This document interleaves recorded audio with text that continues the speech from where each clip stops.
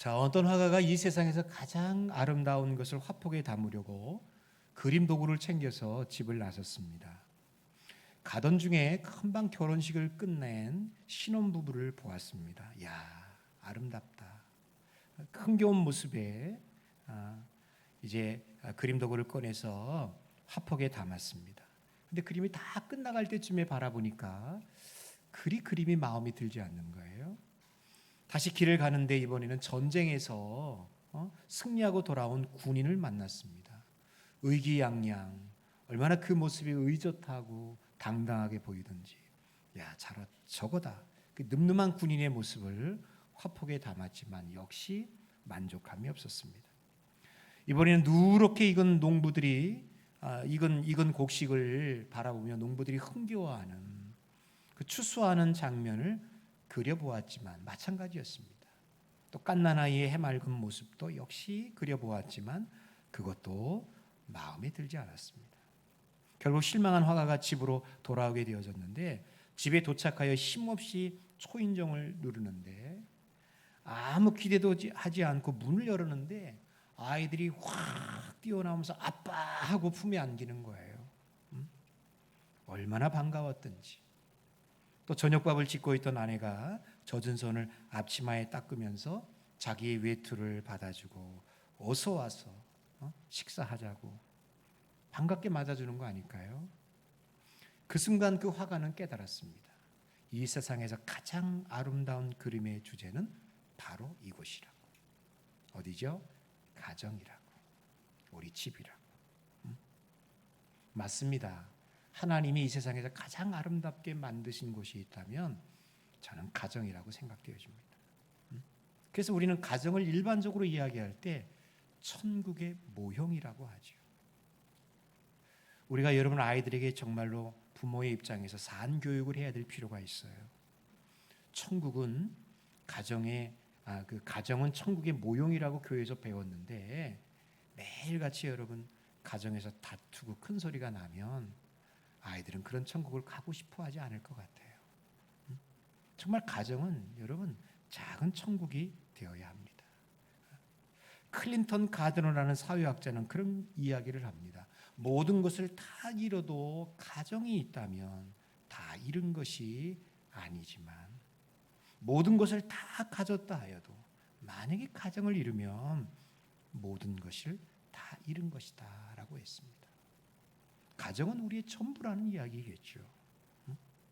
그렇습니다. 정말 여러분 가정이 무너지면 다 무너지는 거 아니겠어요? 우리의 삶의 기반도 의미도 의욕도 다 무너지는 것 같습니다. 그래서 여러분 정말 우리 가정이 행복해야 돼요. 아니 행복한 가정으로 우리가 만들어야 되지 않을까요? 집에 나갔다가도 아무리 좋은 곳에 여행을 갔다가도 빨리 돌아가고픈 곳 그게 우리 가정이 되어야 돼요. 언제든지 집에만 들어오면 그냥 릴렉스 쭉 늘어지면서 편히 쉴 수 있는 것, 언제든지 따뜻함이 있는 것, 안식처가 될 수 있는 것, 그게 여러분 우리의 가정이 되어야 되는 거 아니겠어요? 근데 여러분 그 가정은 그냥 하늘에서 뚝 떨어지는 것이 아닌 것 같아요. 모든 세상 일이 다 그렇겠습니다만 특별히 가정도 그런 것 같습니다. 마치 아름다운 정원을 만들기 위해서 물도 주고 거름도 주고 가지치기도 해주고 해충도 잡아주고 잡초도 뽑아줘야 하는 것처럼 그 드리는 공이 있어야 하는 것처럼 우리가 우리의 가정을 정말로 작은 천국으로 만들기 위해서는 그것이 필요하다라는 생각이 듭니다. 아름다운 가정, 행복한 가정 이루기 위해서 무엇이 필요할까요? 첫 번째는 여러분 우리들 가정 가운데 사랑이 있어야 되지 않을까요?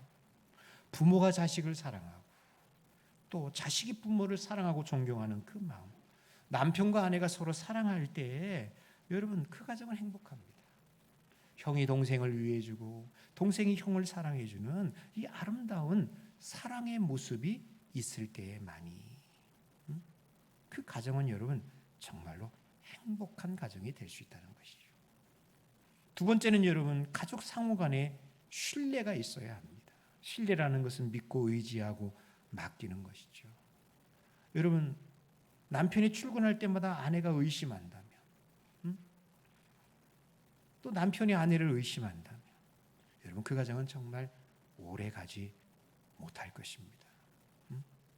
교회도 마찬가지겠죠. 서로가 신뢰하지 못하고 믿지 못한다면 의심하고 책 잡을 걸 찾고 자기 마음에 안 든다고 비판하고 여러분 그 교회는 정말 건강한 교회가 되지 못할 겁니다.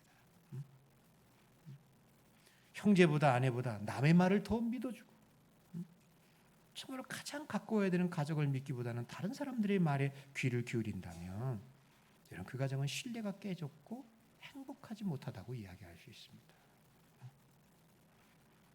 여러분 세 번째는 가정은 감사가 있어야 됩니다.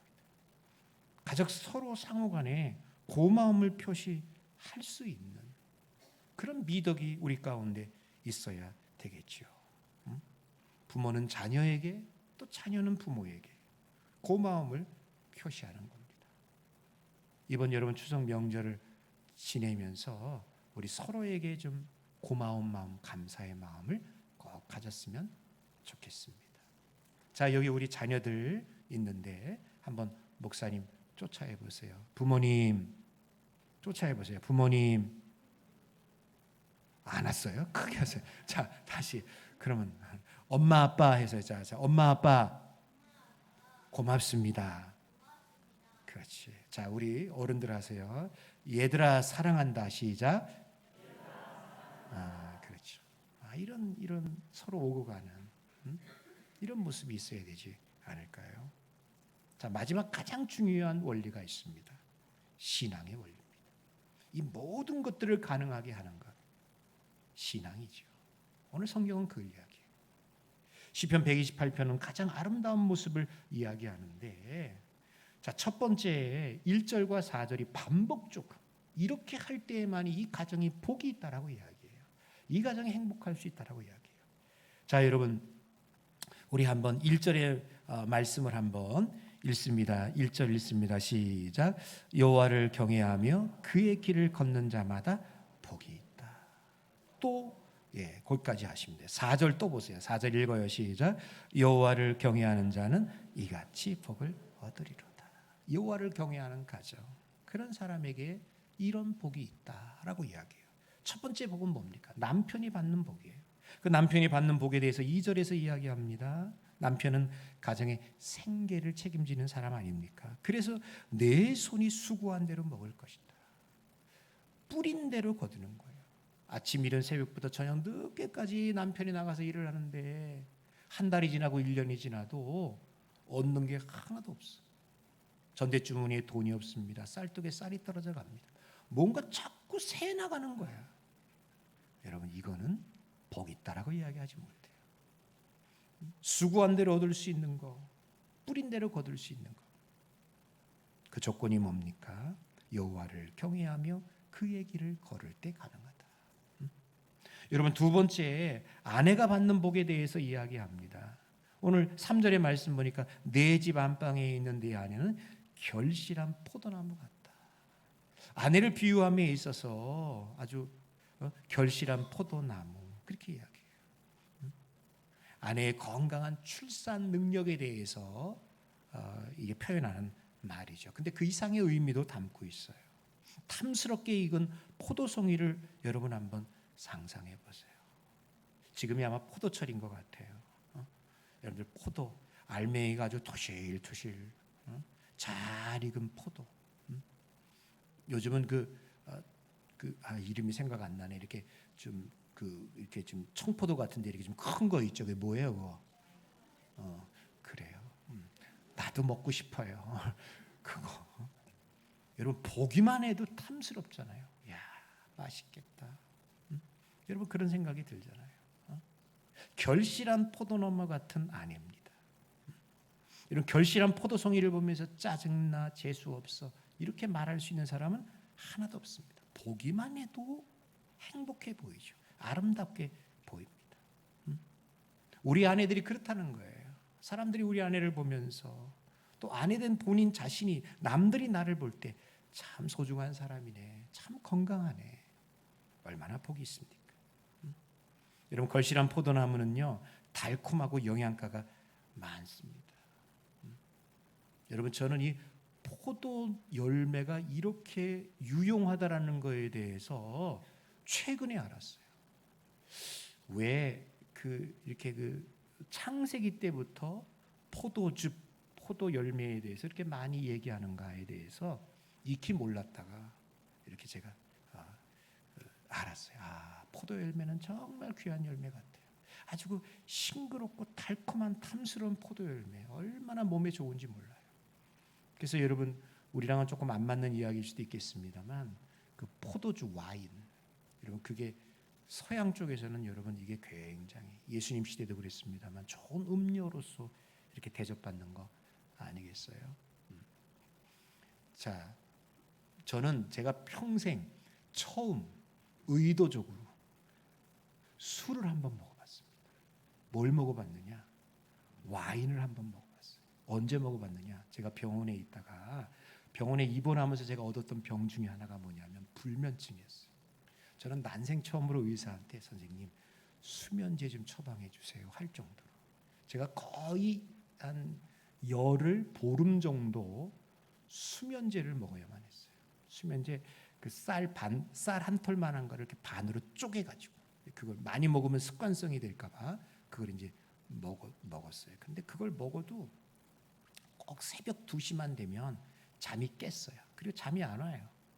이게 참 골치 아프더라고요. 그래서 제가 기도하는 제목 중에 이제 기도였는데 그때 어떤 분이 저한테 얘기해 줬던 게 뭐냐면 목사님 와인을 드세요. 와인을 먹으면 잠이 와요 그러더라고요. 그래서 제가 의도적으로 홈플러스에 가가지고 술을 사봤어야 알지. 홈플러스에 가가지고 우리 집사람 보내가지고 와인을 사오시오. 되도록이면 뻘건 거보다 허연 거 백포도주 있잖아요. 그걸 사오시오. 그랬더니 우린 진짜 다 그걸 사보지 못한 사람들이니까 25%짜리 25%짜리 그거를 사갖고 왔어요. 저는 그때 제가 그걸 먹어보면서 내가 참 술이 센 사람이라는 걸 알았습니다. 야, 이걸 먹었는데요.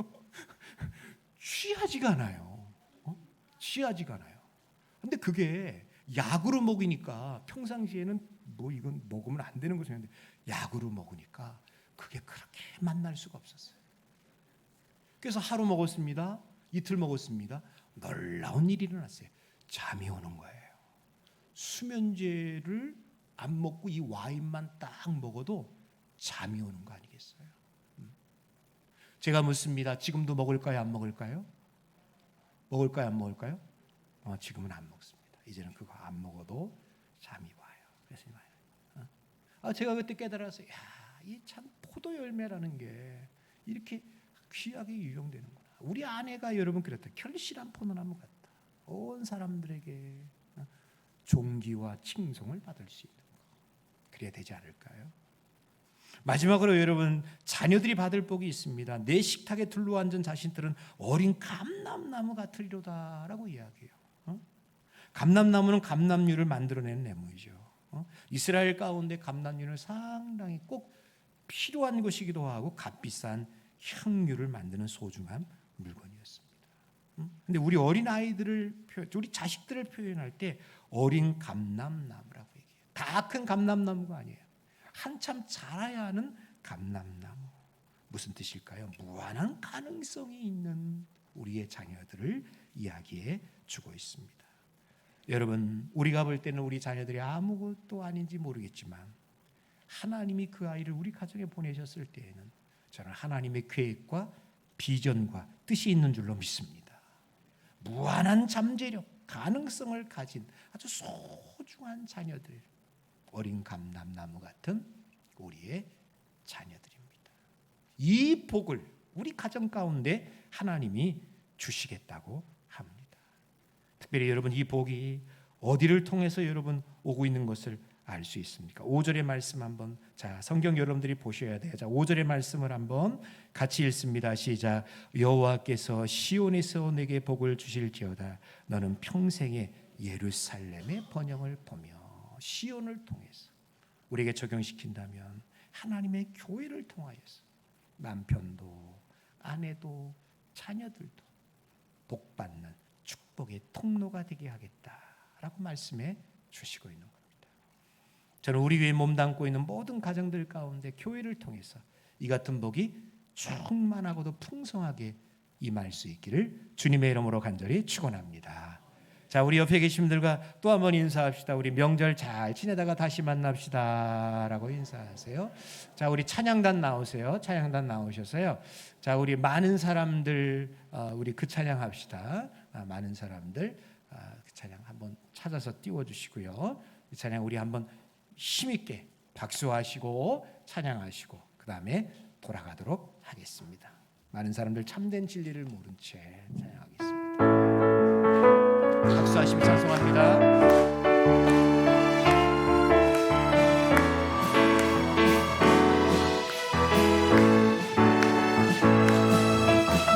많은 사람들 진리를 모른 채 주님 곁을 떠나갔지만 내가 만난 주님은 참 사랑이었고 진리이고 소망이었소. 난 예수가 좋다오. 난 예수가 좋다오. 주를 사랑한다는 베드로 고백처럼 난 예수를 사랑한다오.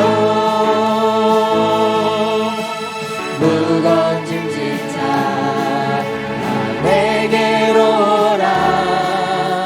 내가 너를 쉬게 하리라.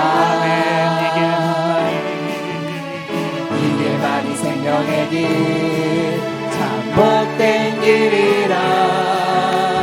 항상 내게 들려주셨소. 난 예수가 좋다오. 난 예수가 좋다오. 주를 사랑한다는 베드로 고백처럼 난 예수를 사랑한다오. 형제자매여 참된 행복을 찾거든 예수님을 만나보세요. 그분으로 인하여 참 평안을 얻으면 나와 같이 고백할 거요. 난 예수가 좋다오. 난 예수가 좋다오. 주를 사랑한다던 베드로 고백처럼 난 예수를 사랑한다오. 다시 한번 난 예수가 좋아요. 난 예수가 좋다오. 난 예수가 좋다오. 주를 사랑한다던 베드로 고백처럼 난 예수를 사랑하오. 하나님 아버지, 정말 예수님을 사랑하고 교회를 사랑하는 분들이 여기 앉아 있습니다. 민족 고유의 명절 추석을 따라 우리는 며칠 동안 그 명절을 지키려고 합니다. 주님, 우리들 가운데 이 명절 기간 동안에 아프거나 쓸쓸하고 외로운 사람이 없게 하여 주시옵소서. 모두가 하늘의 평안을 누리고 가정의 따뜻함 속에서 이곳이 천국이구나, 그런 가정을 맛볼 수 있는 시간이 되게 하여 주시옵시고, 남편도 아내도 자식들도 모두가 하나님 앞에 감사하며 이런 부모님, 이런 자식 주었음에, 이런 형님, 누님, 동생 주었음에 감사할 수 있는 축복된 가정들이 다 되게 하여 주시옵소서. 병중에 있는 가정도 있어서 그 가정은 남다른 명절을 또 보내야 할 줄로 압니다. 많이 힘들어할 텐데 주님 그들을 위로하여 주시옵소서. 힘 주시옵소서. 가장 좋은 곳으로 그 가정 가운데 은혜를 내리워 주시옵소서. 지금은 예수 그리스도의 은혜와 하나님 아버지의 사랑과 성령님 역사 위로 충만케 하심이 우리의 가정이 작은 천국 되어질 것을 소망하는 천산의 가족들 위에 이 자리에 있는 우리 어린 자녀들 가운데 이제로부터 영원토록 함께 계실지어다. 아멘.